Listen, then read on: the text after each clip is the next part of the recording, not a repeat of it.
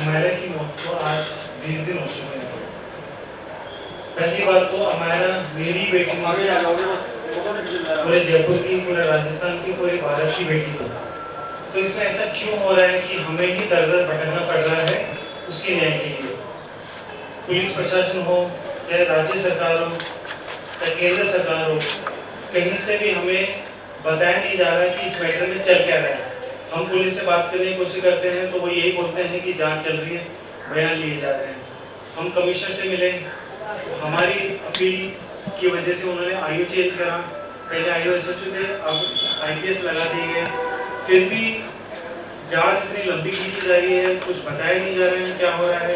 Education department ने जो समिति गठित करी, उनकी जो रिपोर्ट आई उसके लिए हम कल गए थे, रामनिया जी उसके अध्यक्ष थे। हम कल शिक्षा संकुल गए थे कि हमें रिपोर्ट दो, क्योंकि हम पीड़ित हैं तो हमें पता लगना चाहिए। तो हमें साफ मना कर दिया कि आपको कोई रिपोर्ट नहीं दी जाएगी।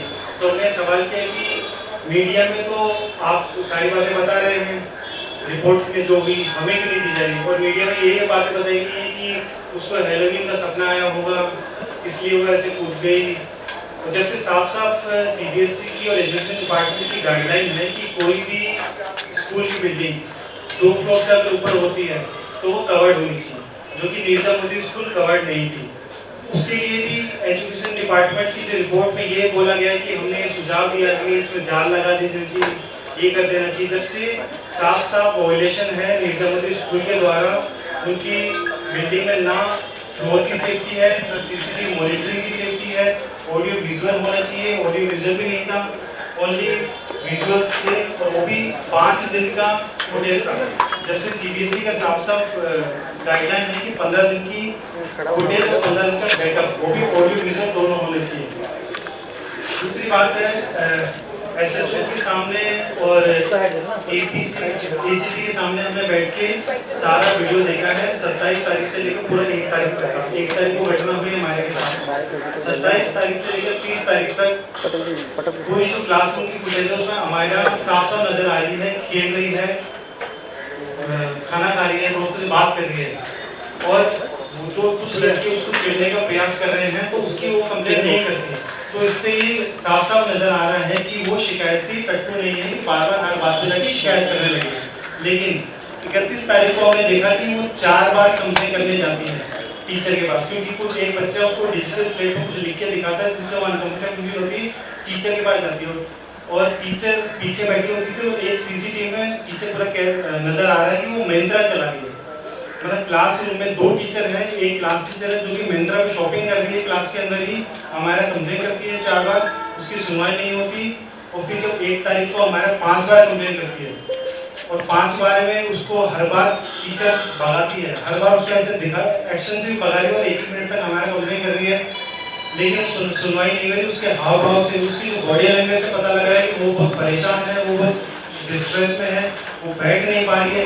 ये टीचर को, दूसरी सब्जेक्ट टीचर दोनों को दिख रहा है, लेकिन किसी ने भी ये नहीं बोला कि बेटा उधर बैठ जा, या उसको उसकी जो भी सुनवाई थी उस पर काम नहीं किया। हमारा तो ये कहती कि मुझे पढ़ने नहीं दे रहे, मुझे ये बच्चे परेशान कर रहे हैं। मैंने बोला ये तो 5 मिनट में खत्म हो गई, वो तो 1 मिनट तक आपके पास कंप्लेन रही जा रही है, लगातार ऐसे इशारे कर करके कंप्लेन कर रही है। उसके बाद भी 5 बार आ रही है।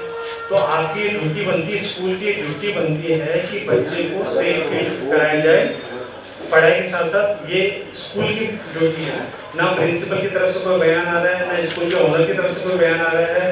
तो इसी वजह से हम दर की ठोकरें खा रहे हैं। हमने अभिभावक संघ हो गया, मनोज जी हो गए, इनसे हमने संपर्क किया और हम सब ने डिसाइड किया कि 22 तारीख को शहीद स्मारक पे 2 बजे से धरना प्रदर्शन करेंगे, विरोध प्रदर्शन करेंगे और कैंडल मार्च करेंगे।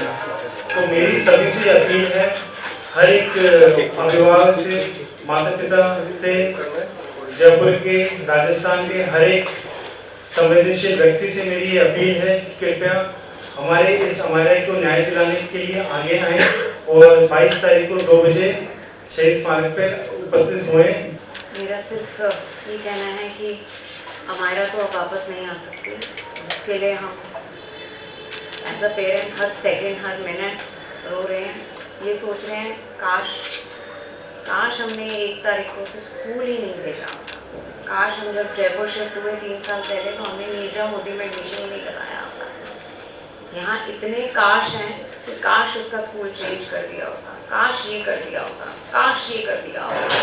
अब हमारा नहीं वापस आ सकती, पर ऐसे बहुत सारे बच्चे होते हैं जो टीचर से या पेरेंट्स के पास आते हैं हेल्प के लिए। एज अ पेरेंट हम हमेशा उनकी बात सुनते हैं, हम कभी भी उनको बार बार धुतकारते नहीं हैं। पर उस क्लासरूम में जो हुआ है, अगर सिर्फ उस दिन का इंसिडेंस भी कोई देखे, सिर्फ एक दिन, वो लास्ट 1 घंटा देखे, तो उन 18 बच्चे जिन पे 2 टीचर्स बैठी थी जो सुपरवाइज कर रही थी, उसमें से साफ दिखाई देता है कि सिर्फ एक अमायरा ही थी जो बहुत ज़्यादा परेशान थी, क्योंकि वो एक अच्छी छात्र है, वो बहुत इंटेलिजेंट है, वो अपनी कोई प्रॉब्लम जाके बता रही है। एक बार टीचर ने मना करा, कोई बात नहीं, 5 बार टीचर ने उसे भगाया है। वो दिखाई दे रहा है कि वो ऐसे कर रही है, आंखें खोल रही है, सर पकड़ रही है, बैठ नहीं पा रही है सीट पे। अगर टीचर से अपनी ड्यूटी नहीं हो सकती थी तो वो एक बार हम पेरेंट्स को ही कॉल कर देते कि आ जाइए आप, कोई मैं नहीं संभाल सकती, हम इतने काबिल ही नहीं हैं कि हम आपके बच्चों को संभाल पाएँ। कहीं पे भी किसी ने सीढ़ियों पे जाते हुए अमायरा को एक बार नहीं पूछा, बेटा ग्राउंड फ्लोर पे तेरी क्लास है, तो फर्स्ट सेकंड थर्ड क्यों चढ़ रही है? कोई सीसीटीवी मॉनिटरिंग नहीं हो रही कि बच्चा 3rd फ्लोर पे आके बालकनी जैसी कोई जगह बता रहे हैं, वहाँ बैठ गया और वहाँ से फिसल गया। कोई मॉनिटरिंग नहीं है उस स्कूल की। आप लोगों के बच्चे भी किसी स्कूल में पढ़ते होंगे।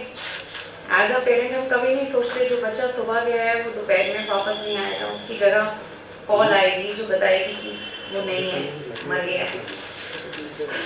मैं बहुत रिक्वेस्ट करती हूँ, एज अ पेरेंट हम 2 लोग, 3 लोग, 4 लोग, 5 लोग कुछ नहीं कर पाएंगे इतने बड़े इंस्टीट्यूशन का, जिसमें इतने बड़े लोग हैं। मैं चाहती हूँ और मैं अपील करती हूँ कि इस स्कूल का डी-एफिलिएशन होना चाहिए। इसमें बहुत ज़्यादा मात्रा में छात्र पढ़ रहे हैं। ऐसे स्कूल्स का डी-एफिलिएशन होने के कारण एक सारे स्कूल्स को एक मैसेज मिलता है कि आपको सिक्योरिटी नॉर्म्स तो फॉलो करने ही पड़ेंगे, क्योंकि यहाँ बच्चों के जीवन का सवाल है। जब माँ बाप गाड़ी से उतरते हैं तो पहले बच्चों को उतारते हैं।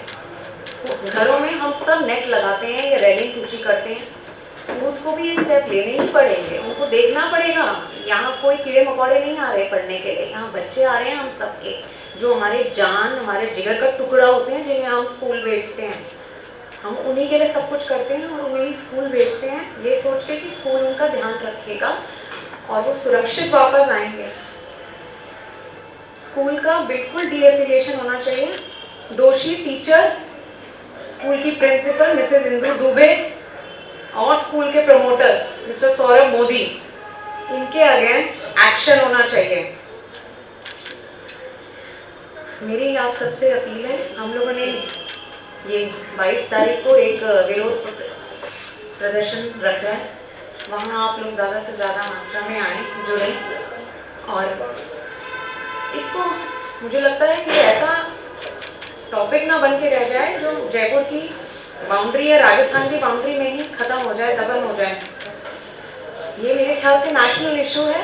बच्चों को स्कूल में जो बुलिंग करी जाती है, शायद एज अ पेरेंट हम बहुत ज़्यादा अभी शायद जागरूक नहीं हो पा रहे हैं, बट बाहर ये सब बुलिंग बहुत ऑफेंस है। इसमें टीचर्स को देखना होता है कि बच्चे को परेशान ना किया जाए, थोड़ा सा काउंसिल करना होता है, या टीचर को एक बार प्यार से कहना होता है, बेटा तू इधर आके बैठ जा मेरे पास। बस इतना सा कहने में एक बच्चे को बहुत सहारा मिलता है। प्लीज़ आइए, हमारी मदद करिए, बस यही रिक्वेस्ट है। 22 तारीख को 2 बजे से 6 बजे के बीच में विरोध प्रदर्शन है। मैं वहाँ 12 बजे से रहूँगा, तो सभी मीडिया से मेरा आग्रह है कि 4 बजे आइए, क्योंकि मैं 12 से 4 बजे तक मौन में रहूँगा और 4 बजे आपके जो भी सवाल है उनके जवाब दूंगा और उसके बाद में कैंडल मार्च का रखेंगे। इतने दिन बीत चुके हैं हमारे केस को लेकर, अभी तक न्याय नहीं मिला है आपको, किस तरह देखते हैं पुलिस की कार्रवाई को और स्कूल प्रशासन के रवैये को? पुलिस की कार्रवाई बहुत ढीली चल रही है कि जैसा आप इसी बात से समझ लीजिए कि हमारा का जो बैग था वो 10 तारीख तक स्कूल में रखा हुआ था। तो मैंने उनसे सवाल भी किया पुलिस से कि हमारा का बैग स्कूल में क्या कर रहा है, 1 तारीख को घटना हुई है, तो कह रहे नहीं हमने ही स्कूल में रखवाया था। तो उसी से पता लगा, मैंने कहा इतनी कॉपीज़ होती है, उसमें 600 पन्ने होते हैं, किसी में कुछ ऐसा बाद में स्कूल द्वारा लिख दिया गया, कुछ भी आपत्तिजनक लिख दिया गया तो उसकी जिम्मेदारी कौन लेगा। तो उनके पास कोई जवाब नहीं था। और स्कूल प्रशासन का तो बहुत ही लापरवाही है, बहुत ही ख़राब रवैया रहा है। ना उनकी तरफ से कोई कॉल, ना कोई उनकी तरफ से कोई मैसेज, किसी ने हमसे बात करने की कोशिश नहीं करी। क्राइम सीन को उन्होंने धो दिया, ये भी एक ऑफेंस में आता है। क्लास टीचर हो चाहे प्रिंसिपल हो, किसी का कोई इसमें कोई सहानुभूति नहीं है। लेकिन शिक्षा मंत्री हो या तमाम नेता हो सरकार में, वो सब आए, आश्वासन दिया, हुआ कुछ नहीं है। बिल्कुल, ये लोग आए, एक दिन आए और आके चले गए। इन्होंने रिपोर्ट भी जो कमेटी बनाई उसमें भी किसी अभिभावक संघ या किसी ऐसे आदमी को नहीं लिया। इन्होंने अपने ही जो लोग हैं उनको लिए। उनकी जो रिपोर्ट भी सामने आ रही है उसमें वो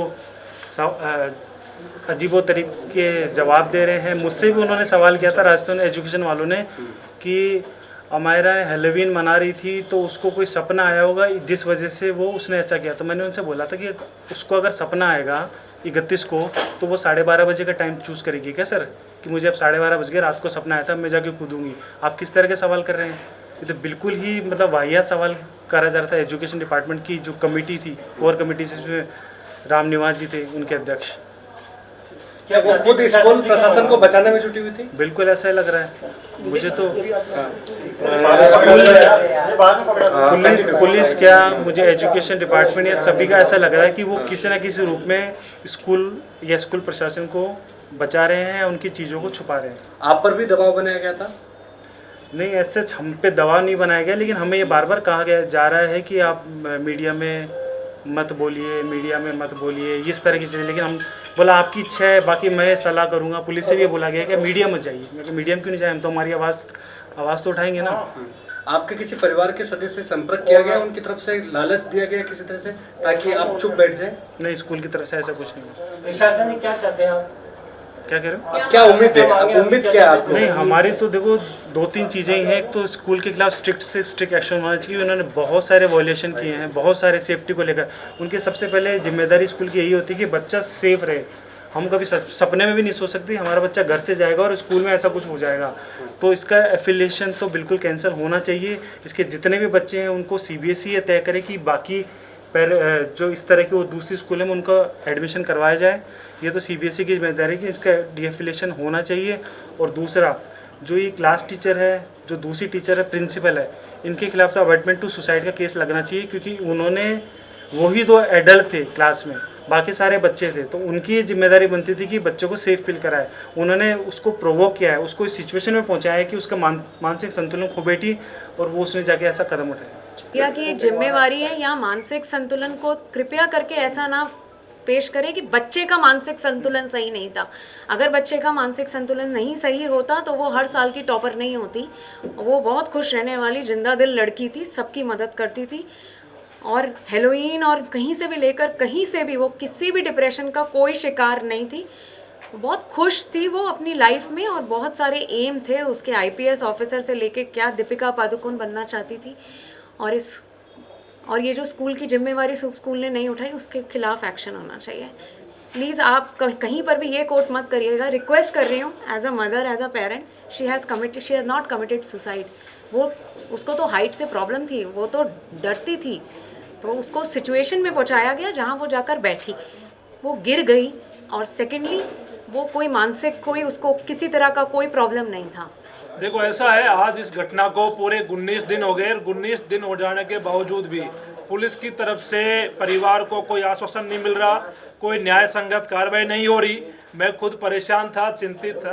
परिवार से बातचीत करी कि हमें न्याय के लिए संघर्ष करना चाहिए और 22 तारीख को हमने शहीद स्मारक पर न्याय की गुहार लगाते हुए, सर्व समाज के लोगों से गुहार लगाते हुए हमने प्रोटेस्ट रखा है और सब लोगों को बुलाया है। 2 बजे तमाम लोग पहुंचेंगे, 12 बजे परिवार पहुंच जाएगा। इनका मौन रहेगा 4 बजे तक का और सब मीडिया को संबोधित करेंगे। और आपसे भी मैं ये कहना चाह रहा हूँ कि इस मामले में परिवार की मदद करिए और बहन अमायरा को न्याय मिले और जो निर्जा मोदी के मालिक है मैं उनसे भी कहना चाहता हूँ कि आपको ये लगता हो कि आपके पास बहुत सारा पैसा है, आप सिस्टम को खरीद लोगे, आप पुलिस को खरीद लोगे, आप जुडिशरी को खरीद लोगे, आप कुछ भी कर दोगे, लेकिन मैं कहना चाह रहा हूँ आपसे, इस न्याय की लड़ाई में हम पूरी तरह से परिवार के साथ हैं और आर पार की लड़ाई लड़ेंगे। और हम मांग कर रहे हैं कि सरकार निर्जा मोदी स्कूल को बंद कराए, और नहीं तो खुद हमें वहां जाके ताला लगाना पड़ा तो भी निर्जा मोदी स्कूल पे हम ताला लगाने का काम करेंगे, क्योंकि निर्जा मोदी के स्टाफ ने, निर्जा मोदी जैसी मानसिकता की स्कूल ने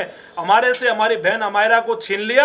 और अमायरा की इतनी बड़ी घटना हो जाने के बावजूद भी सरकार में बैठे मंत्री, सरकार में बैठे बड़े अधिकारी चुपचाप बैठे। क्या निर्जा मोदी स्कूल ने पूरे सिस्टम को खरीद लिया? क्या पूरे मंत्रियों को खरीद लिया? क्या पूरी सरकार को खरीद लिया?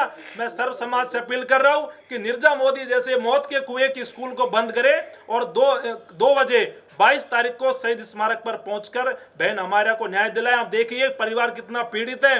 मैं बहन अमायरा की मां आप सबके बीच में अपने दुख को रोक नहीं पा रही है, उनके आंसू निकल रहे हैं, तो आप अनुमान लगा सकते हो कि जिनकी बच्ची चली गई उन पे क्या गुजर रही होगी। और इसके बावजूद भी आज तक निर्जा मोदी की तरफ से कोई भी बयान ऐसा नहीं आया कि जो लगे कि इनकी कोई गलती नहीं हो। तो इसके खिलाफ हम आर पार की लड़ाई लड़ लेंगे